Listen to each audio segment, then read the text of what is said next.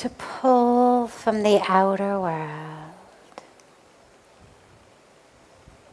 to the inner world.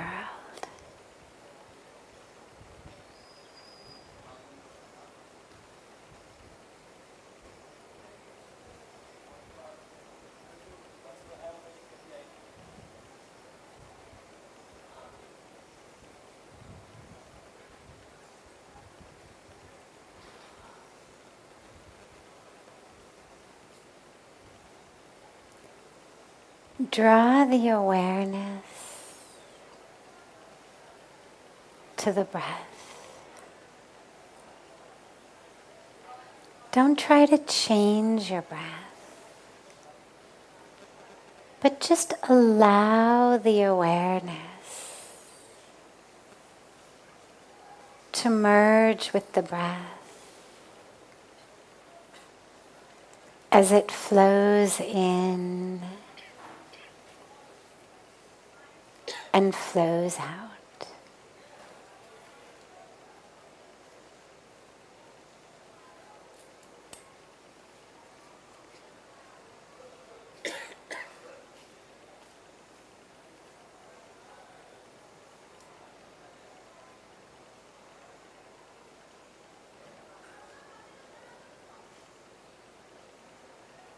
Allow yourself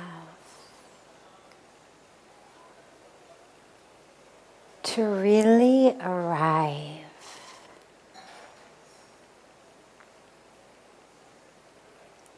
the body is here, but what about the rest of you?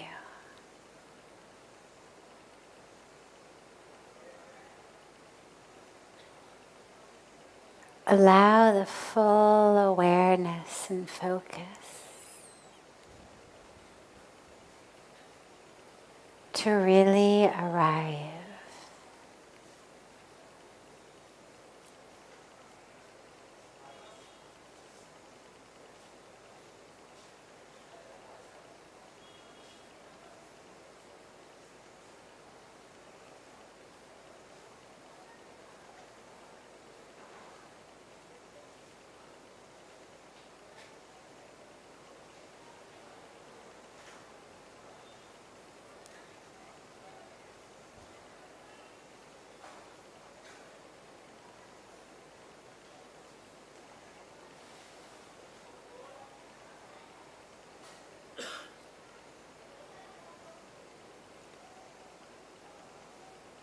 When the mind wanders, as it inevitably will, don't worry, just bring it back.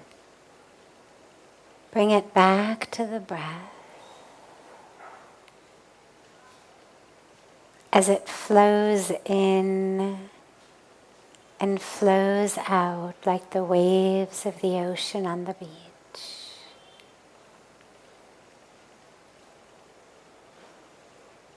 Just allow the awareness to become one with it.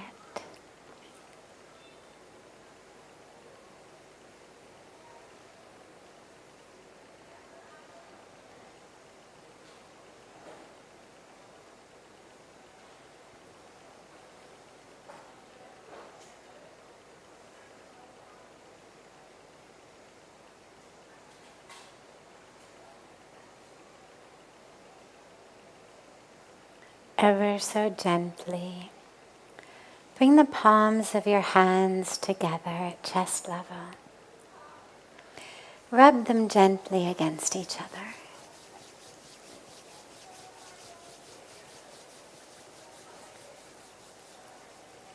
Place the palms of your hands over your closed eyes.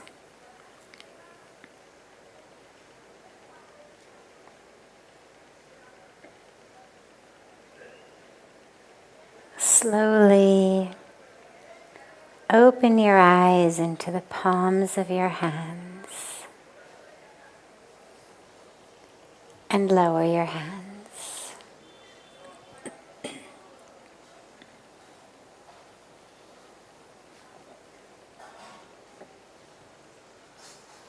Welcome to Satsang. सागर आप जाके उसको देख लेना सब. Welcome to Satsang.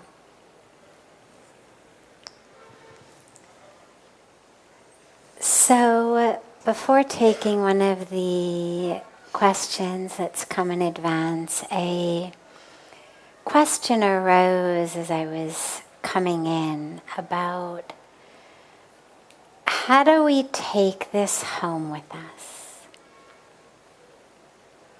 We've always got so many different programs going on here at the ashram, whether they're ashram run programs, yoga courses and programs, whether it's programs that other beautiful people bring in and run here at the ashram. So many different programs, and of course, so many people come in without a program, just a program of personal retreat, or a program of being here with the family, whatever it may be. The challenge arises a lot, and the question arose just today of how do we take this home? It's so beautiful when we're here, but how do we take home this peace, this feeling? And I always say the key to it begins while you're here. Don't wait till you're walking out to figure out how you're going to take it home. Because that transformation has to take place actually while you are here in order for you to be able to take it home. So think about if you go on a normal vacation, just somewhere to rest and relax. You lie on a beach, you go skiing, you hang out in a hotel, you do whatever people do on vacation. And you're away from your daily stress. Now, naturally, the moment you're away from your daily stress, you're going to feel better. No responsibilities, no work, nobody's relying on you for anything. Nothing you've got to show up for. No alarm clocks. Well, naturally, anybody is going to feel better. And there's nothing wrong with that. The problem is it's very superficial. The suntan lasts longer than that relaxation when you go home.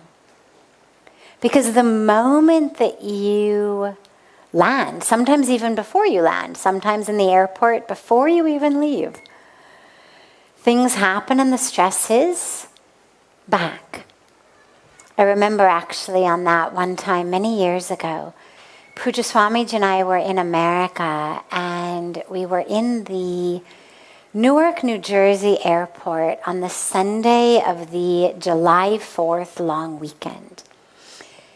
Now, if you've ever been in America during that, the July 4th long weekend for Independence Day is a major, major travel holiday.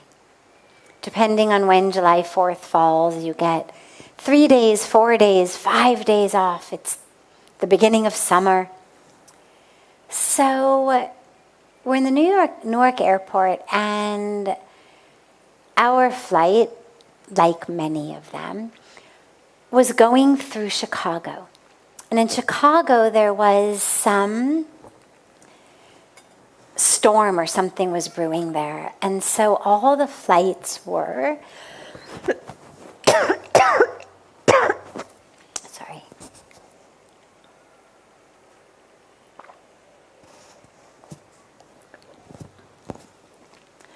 All the flights were delayed, canceled. And everybody was panicking, upset, angry, yelling at the gate agents.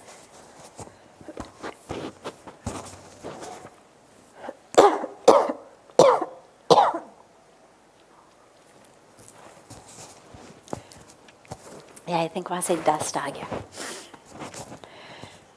So everybody's panicking and yelling at the gate agents, yelling at each other. They've got to get home.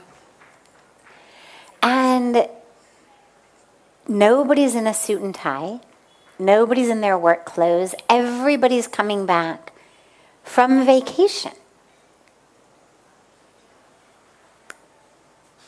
Screaming, yelling, freaking out, stuffing Snickers bars down their throats.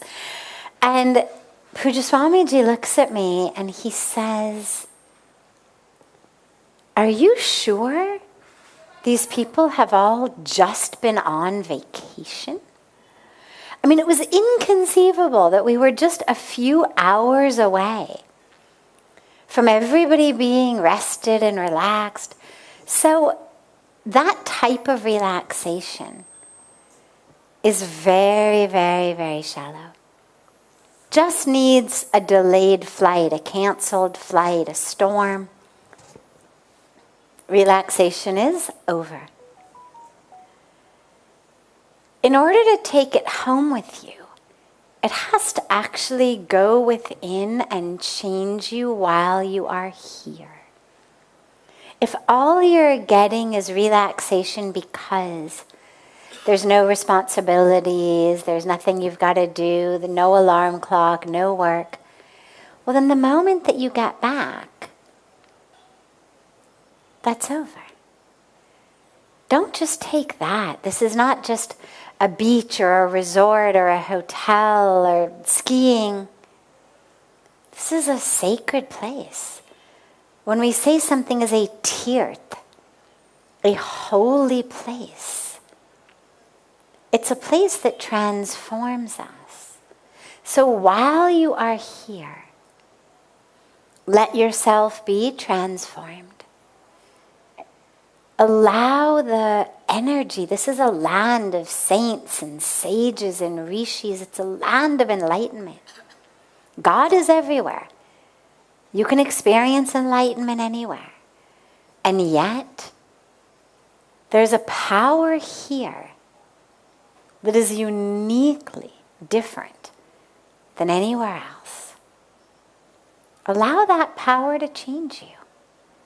Allow yourself to align your energy with the energy, not of the influencers you're following on social media, not with your WhatsApp groups and who's posting what, but allow yourself to align your energy with the energy of the saints and the sages and the rishis. Let your energy really shift. Drink up this power of the sacred place, of the sacred energy. Because if you're actually changed, you're going to be different when you go home.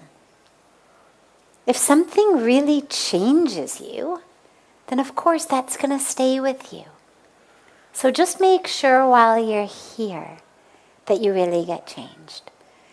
And then the second part is, as you're planning to go back, assess the way that you spend your time, assess your social circle, assess what you do for fun, assess how the minutes of your day are spent, what you're watching, what you're listening to, who you're talking to. And really ask yourself, are these in alignment with where I want my energy to be? Are these in alignment with my goals, my values? The me who has emerged here in this holy place. The newly born me, the transformed me. Are these in alignment with it? And some things will be. But some things won't be.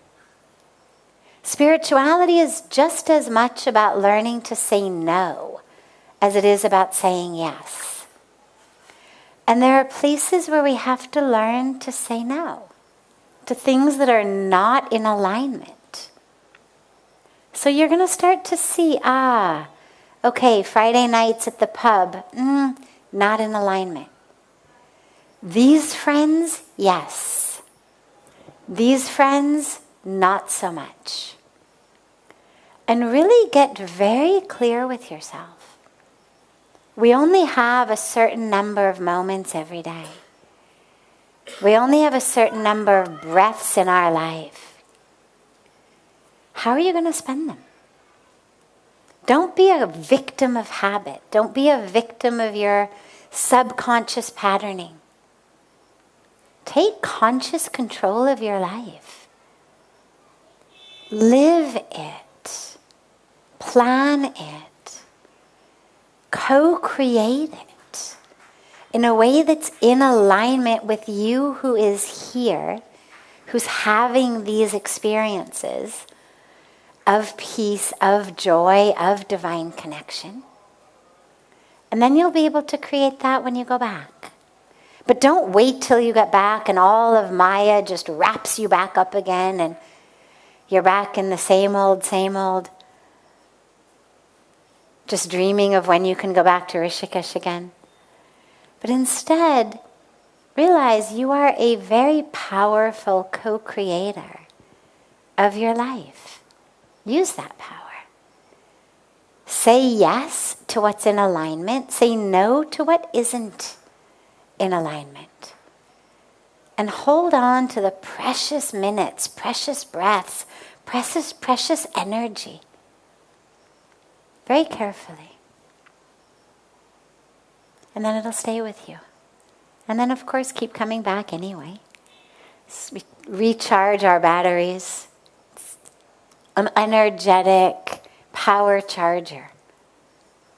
So you'll keep coming back. But you want to hold on to that you when you're back in your home. Or just stay here. It's the other option. Questions? Now, this new setup has handicapped me a little bit because it's much more difficult to see people in the back. You're all now dark. So if you've got a question, just stand up and start speaking. Don't necessarily rely on me seeing you with your hand raised.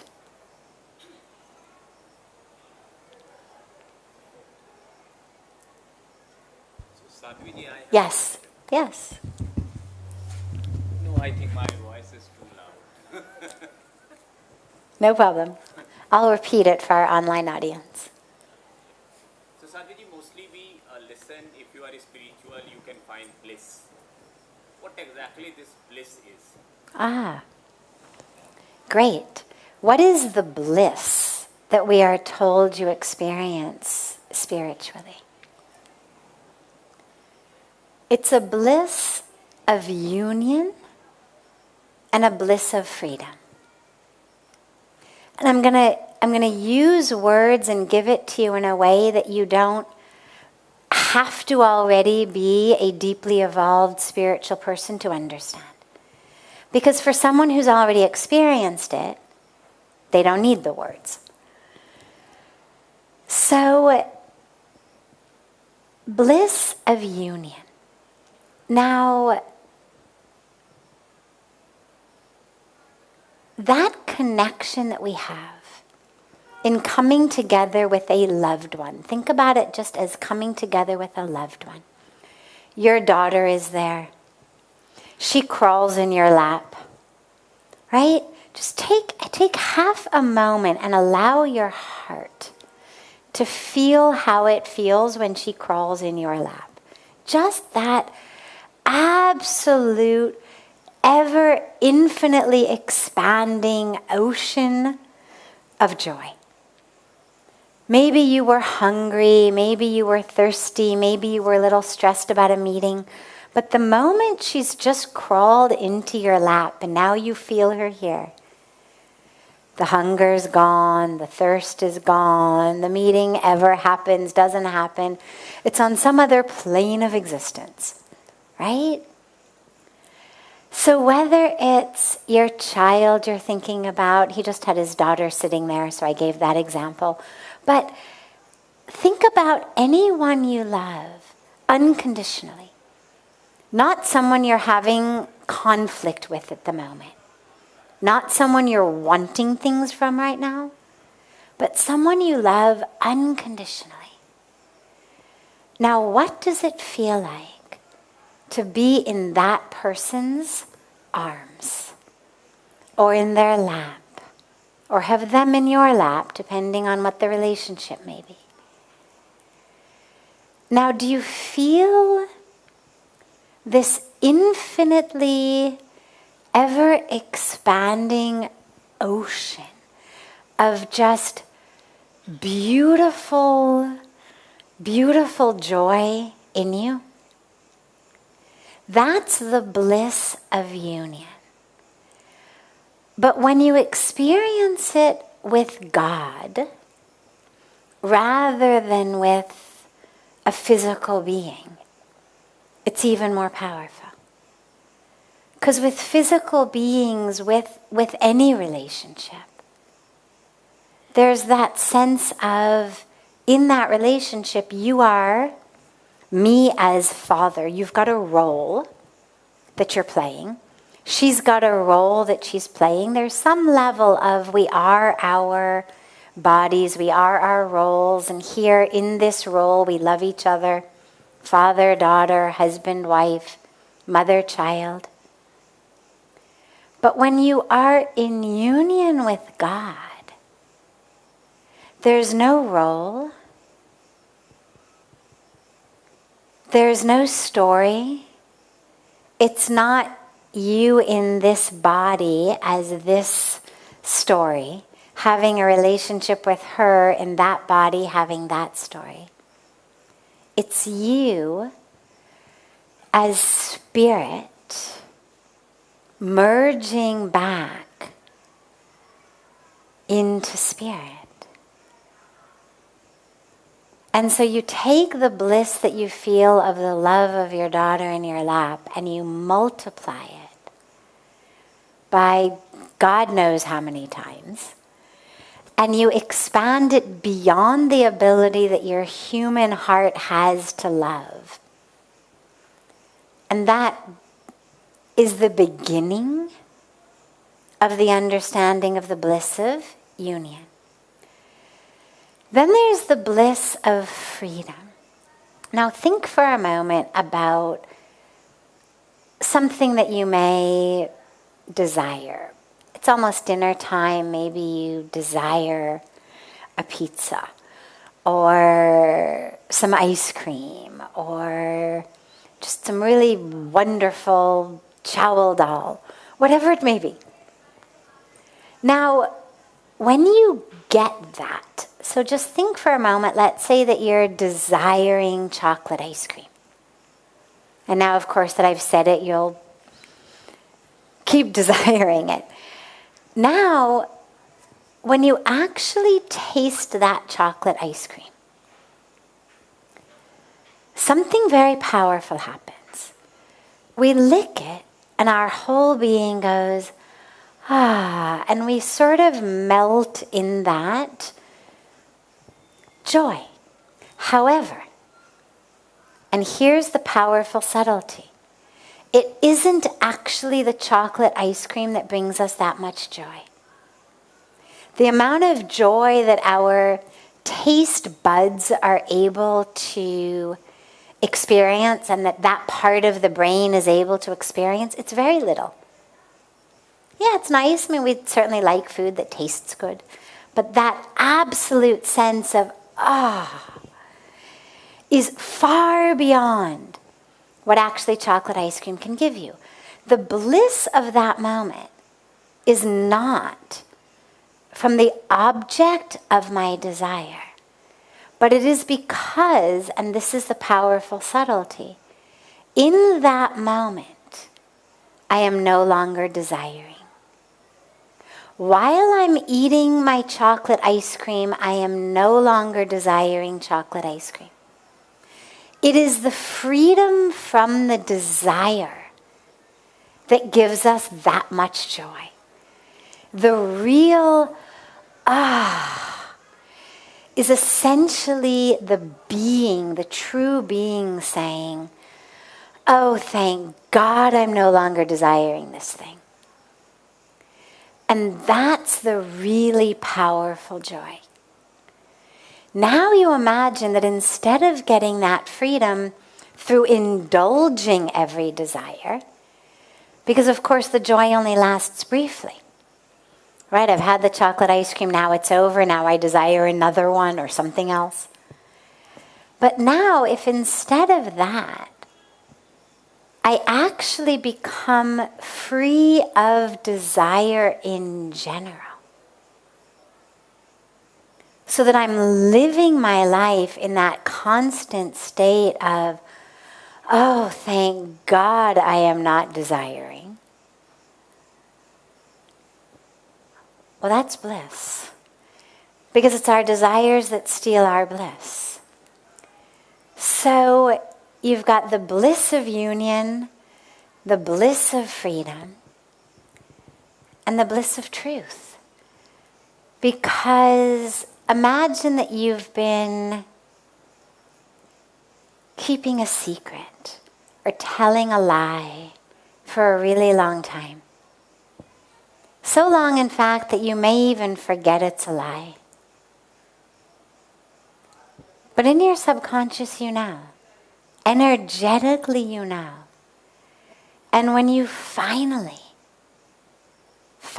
speak the truth, you finally share that secret, there is again a joy, a very, very powerful, deep joy of finally being in the truth.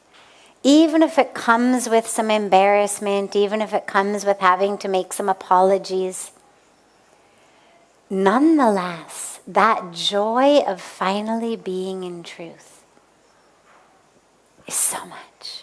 So this bliss that we speak about spiritually is a bliss of union, a bliss of freedom, and a bliss of truth. And there may be more. I'll keep you posted if I find other sources of bliss along the way.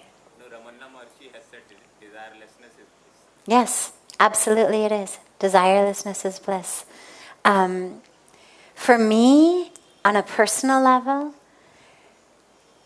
the bliss that I feel in the union, and of course when we talk about samadhi, well, samadhi is union, but it's blissful union, it's ecstatic union. It's the union of two become one. So yeah, there's a lot of reasons to embark on a spiritual path. Other questions? Yes, I can see you.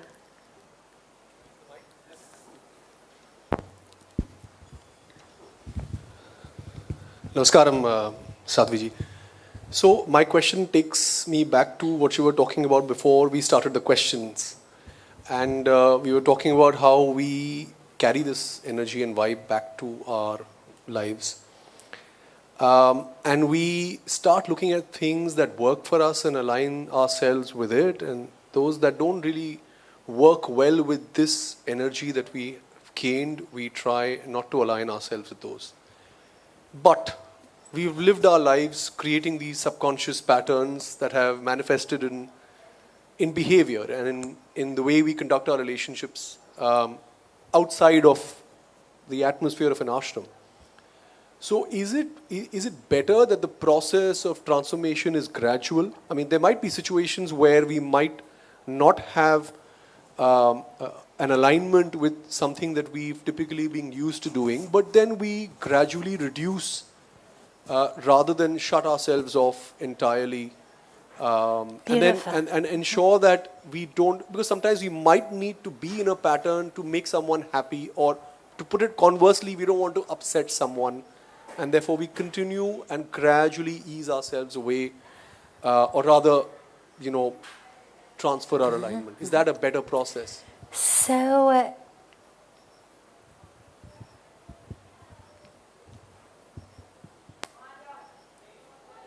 the decision, you're speaking about a transformation in our world, the internal transformation, that catalyst of it tends to happen in a powerful way. We have a moment, we have an experience. Sometimes it also happens slowly and gradually. There's many ways that the internal one happens. In terms of the external alignment aspect, there's some parts that I would say should be as immediate as possible. And those are going to be things like habits in our life that are not just not conducive, but actually detrimental to our practice. So whether it's things like alcohol or drugs or non-veg or an addiction to shopping therapy or spending 10 hours a day scrolling aimlessly on Facebook. I mean, these are things that I would say there's no reason to ease yourself out. As quickly as you can possibly free yourself from that, the better. Similarly, in terms of activities that distract us. So for example, nothing wrong with, shows, movies, nothing. I'm not going to say thou shalt never watch TV or a movie, but pay attention to what you're watching. So for example, maybe you decide I'm no longer going to watch violence because it distracts me energetically. It's a lot harder to get back into a deep meditation after you emerge from some movie or TV show that's been, full of violence. So there's decisions that we can make that we can actually do right away. If you say the whole thing's going to be gradual, well, that's all right. I mean, the universe is infinitely patient. You have as many lifetimes as you would like. So no one's going to say, speed it up. This has to be your last lifetime. But the question, of course, to ask yourself is, why? I mean, if I know that these things are detrimental to my spiritual path, why not just stop them? But then you've raised an interesting point about going slowly in order to keep other people happy or not to hurt them. Now, this is a really delicate and tricky situation. Because on the one hand, as spiritual beings, we are committed to compassion, to loving kindness, to caring, to not harming, to ahimsa. And yet, the dilemma is the sheer number of lives that have been ruined by worrying about samne wale kya sochega, parosi kya kahenge. And so I'm a very staunch advocate for no longer worrying about what samne wale is thinking, what the neighbors are thinking. I've never heard of anybody at the end of their life who said, my God, I wish I had kept the neighbors happier. My God, I wish more people had looked at me and been jealous or said, wow, wow, wow, kya kam. You never hear of people regretting that they didn't pay more attention to their social reputation. You hear the opposite. You hear people saying, God, I wish I hadn't spent so much time worrying about ye theek lagta, ye theek nahi lagta, wo kya sochenge, ijjat ki baat hai. To pura jeevan usme chale jate. So you've got to ask yourself, who is the person you're trying to keep happy? And is what you're doing really keeping them happier? So, for example, let's say that I used to go out with friends every Friday night to the pub, and we would get drunk. Then I decide I don't want to do that anymore. Well, I don't think that we need to go out for at least another few times in order to ease my friends into the idea that I no longer do this. I would much rather invite them all over for a cup of coffee on a Sunday morning rather than the bar on a Friday night and say, hey, I had this amazing experience in Rishikesh. I'm no longer drinking. I don't judge you. But I've decided to change my life, so I'm not going to be joining you Friday nights. But hey, if Sunday morning coffee sounds good, I'm very happy to do Sunday morning coffee. We underestimate people's ability to handle things. We frequently think, oh, this one won't be able to handle it. They're going to be very upset. They'll have a fit. And so we run our own lives in ways that are not in alignment because we're constantly trying to sort of protect others. But the truth is, most people are a lot stronger than we give them credit for. And if presented with a challenge, most people, at least people on any kind of a spiritual or self-development path, will rise to the challenge. If I'm one of the drinking friends of someone who says, I'm not going to drink anymore, well, I would hope that I can rise to the occasion and say, that's wonderful. Sure, let's have coffee Sunday morning.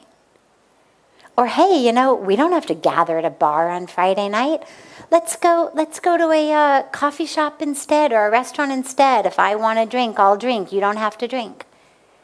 We'll be able to rise to the occasion. The only people who aren't able to do that is people who are absolutely stuck in their own drama, in their own ego, in their own stories. And then the question becomes, am I really helping them? Because there is a big difference between helping someone and enabling them. Helping benefits them. Enabling them is just allowing them to continue to live in a way that is not healthy. And so if you've made a powerful, spiritual, positive change, that should have nothing but ripples of positivity. It doesn't mean everyone's going to handle it in a great way immediately. Somebody may be attached to you drinking because if you stop drinking, well, then I have to look at myself. You're drinking with me, though I don't have to look at anything. You stop drinking. Well, then you become like a mirror in my face of why am I drinking? And a lot of times we don't want to look in the mirror. But the truth is, if you end up as a mirror in my face, that's actually the kindest thing you ever could have done for me. So don't think, well, I'll just keep drinking so that she doesn't have to look at this mirror and get uncomfortable.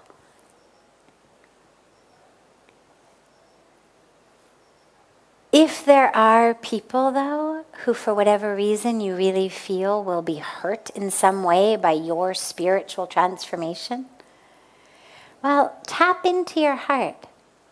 Your heart's your best guide. Tap into your heart. Tap into your own inner way of knowing while you're here, before you go back and get wrapped up in Maya, of I'm having this thought that this person may need a gradual thing. And really just listen for some inner guidance.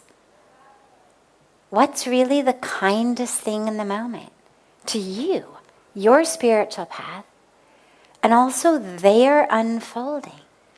You know, when I was 25 and decided I was going to move to India and stop my PhD and move to an ashram on the banks of Ganga, my mom had a fit, as you can imagine. Right? Now, I knew she would, which was why, in a very strategic way, I put it to her in a letter first and figured let her have her fit on her own, and when she calms down, then we'll actually talk about it. But I knew she would. And in the letter I said, I very much want your blessings to go back. But I am prepared to go without your blessings. So don't think that by withholding your blessings,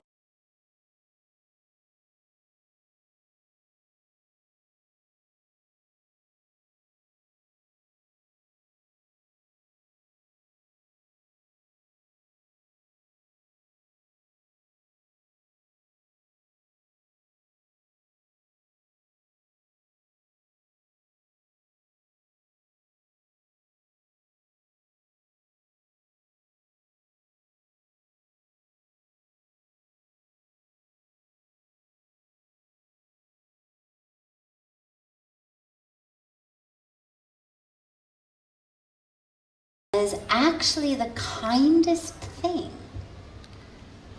was to help her out of her fit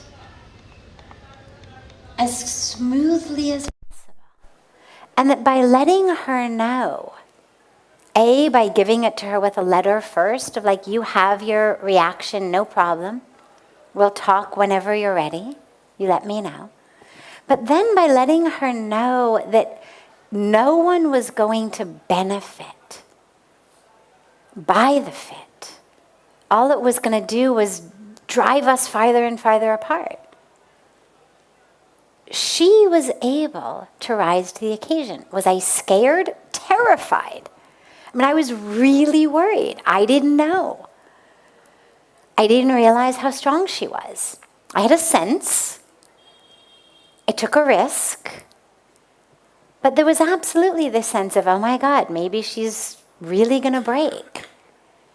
Maybe I really won't be able to go. Maybe this is going to be a catastrophe on some level rather than a blessing. But she rose to the occasion. Put into that place of knowing that no good was going to come. She found a place within. It took her a few days to have a conversation and a few months until I was actually leaving. But, you know, she was with me the evening I left to get on the airplane to fly back, helping me pack, helping me get ready. I mean, it didn't take her very long in the scheme of things. If you imagine the, Jewish mother of an only child who's 25, who's just announced they're heading back to India. A couple months is nothing to really come around. And it was beautiful. And to see how she changed over the last 26 years. Me putting her in that situation actually catalyzed her unfolding and her growth and her blossoming in the most beautiful way. Was it easy? No. Did she continue to struggle in different ways at different times? Sure. But she kept growing. She kept stepping up. She kept growing. And it was an incredible lesson because most of our loved ones really will rise to the occasion. And if they don't, remember, the universe is infinitely patient. They don't learn it this lifetime, no problem. They'll learn it next time. It's okay. So we move as gently and lovingly and compassionately as we can. But we don't forsake our Dharma in order to walk on eggshells around someone else's fragile ego or attached agenda. That doesn't serve anyone. Yes. Beautiful. Last. Thank you. I just have a simple question. For someone that's embarking on this journey, does an 80 hours job a week, like Sure. doesn't have that I would say time, I don't know how to express it, but like what would you advise for that person to embark on that spiritual journey? Like has the willingness to, but does not know the path to do it? What advice would you have? Great. So the beginner's mind, the embarkation on a spiritual journey. So first of all, realize it's not nearly as complex as most people will tell you. The more complex somebody makes spirituality is going to be the more expensive whatever it is they're trying to sell you is. So if I've got a super expensive way to help you understand spirituality, well, I'm going to convince you that it's incredibly complex, and without this super expensive way, you'll never understand it. But the truth is, it isn't. He mentioned Raman Maharishi. You know, you look at the sages, the saints, the masters. Well, it was simple when they gave it, and it was free. And those two things tend to go together. So that's a beautiful thing for you to know, is it is really simple. Now that doesn't mean that there aren't techniques that you can learn to help you in different areas, but spirituality in and of itself is really simple. What it means is there's two ways of looking at the world. One is the material way. The material way says, I am this body. I am its size, its shape, its color, its bank account, its whole thing, its reputation, its career, its followers on Facebook. That's what I am. Then there's this empty space. And then that's you over there. And you are your body. Its size, its shape, its color, its thing. And then there's empty space. And then she's over here. And it's a material way. I am the sum of the matter that makes up my body. Where there's none of my matter, there's not me. Spirituality says, I have a body, but I am spirit. You have a body, but you are spirit. And that same spirit that flows through me flows through you. There actually is no empty space. There's no place I end and you begin. So spirituality simply means a commitment. You're not going to always get it right. Don't worry about it. But at least an intention to see the world as spirit rather than as matter. So we can appreciate form, appreciate beauty, appreciate that there's a telephone pole there and I don't want to bump into it.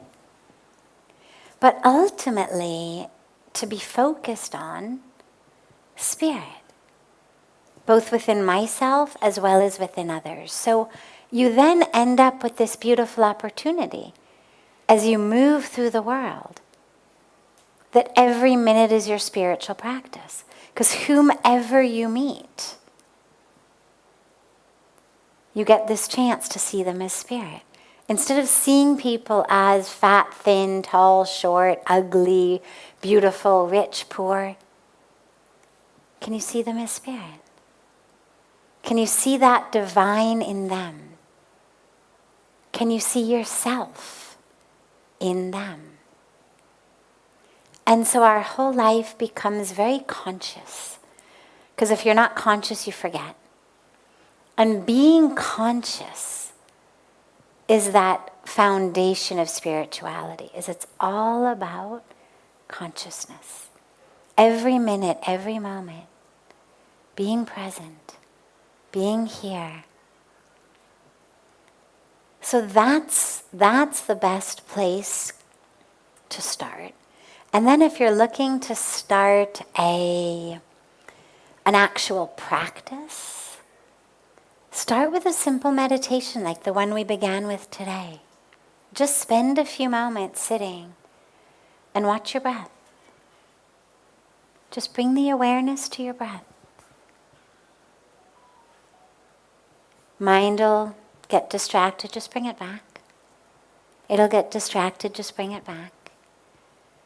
And just spend 10 minutes. 15 minutes if you can, but don't worry, 10 is fine. It's a great place to start. Just being there. If you've got a mantra, spend a few minutes every day doing japa. If you don't have a mantra from a guru, just choose a mantra that you love, a mantra that speaks to you. Spend some time doing japmala. Do it before meditation. It quiets the mind. And then slowly, slowly, use every minute of your day to focus on spirit. See it in other people. See it in the trees. See it in the birds. It becomes a beautiful practice. Can you see that presence of the divine everywhere? And then slowly, slowly, as it becomes more a part of your life, you'll start adding in more and more practices and things and whatnot. But begin there. Beautiful. We will start with your question tomorrow, the gentleman who had stood up in the back. Have a beautiful rest of your evening, everyone. A beautiful morning and day to our family joining us from all over the world. And I look so forward to seeing you all tomorrow. And so much love to you all.